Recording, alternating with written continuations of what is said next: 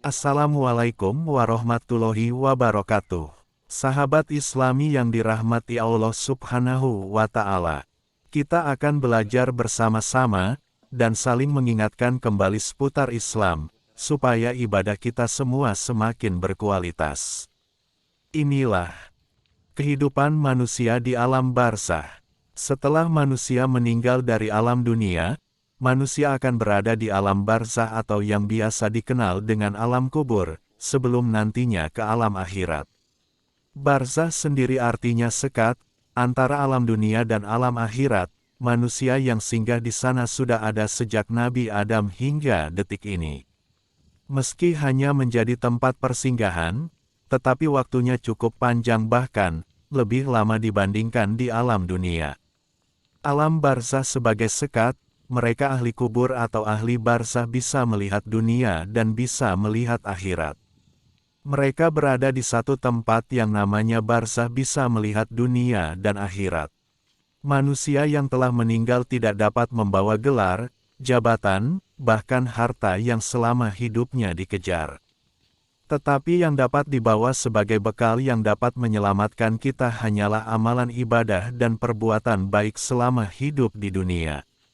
Sekecil apapun perbuatan baik dan buruk yang kita lakukan selama menjalani hidup di alam dunia, pasti akan dihitung di hadapan Allah Subhanahu wa Ta'ala.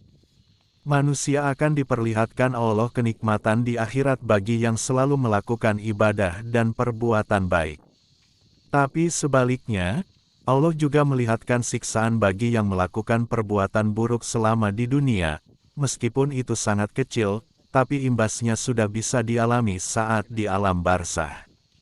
Manusia akan berada di alam barzakh sampai dengan hari kiamat tiba. Saat itu, semua manusia yang berada di alam barzakh akan dibangkitkan kembali oleh Allah Subhanahu wa Ta'ala. Nikmat dan siksa kubur. Bagi mereka yang dapat menjawab pertanyaan para malaikat, akan memperoleh nikmat kubur hingga datangnya kiamat. Sedangkan bagi yang tak bisa menjawab maka akan mendapat siksa kubur hingga datangnya kiamat. Siksa kubur itu ada dua macam.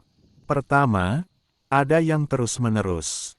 Kedua, ada siksa kubur yang terjeda untuk sementara waktu. Yaitu siksa kubur bagi sebagian orang yang tidak patuh dan berbuat kejahatan.